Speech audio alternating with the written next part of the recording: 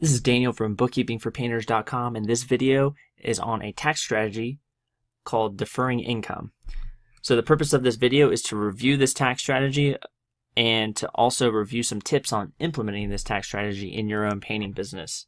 So what is deferring income? Basically what it is you're asking your customer to, instead of paying you this year, you pay you next year. So it's best done in the last quarter or last month of the year in December. If you have if you're working on some painting jobs, instead of having that customer pay you that month in December, just ask them to pay you in January, and that's as simple as that. And so what that actually does is that it makes that income taxable in the following tax year instead of taxable in the current tax year. So you're basically delaying your tax liability. And this is a pretty good strategy. The things I like about it is that it's pretty easy to do, right? Especially if you're working with customers that you've worked with in the past and you trust them.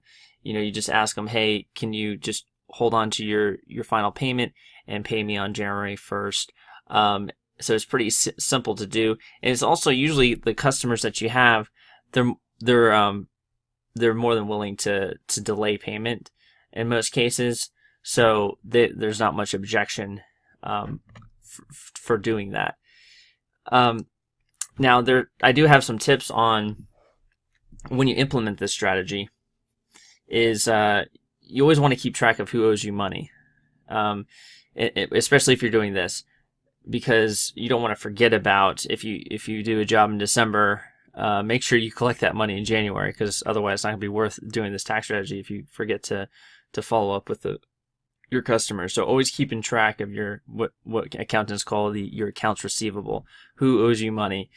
Don't overextend yourself is another big thing. So, you know, especially going through the slower period, a lot of residential repaints, the slope season is usually in the winter. Cash can be strapped. So, you know, if you're doing this strategy, don't overextend yourself. Make sure you have a good understanding of how much cash you have coming in and going out when you do this.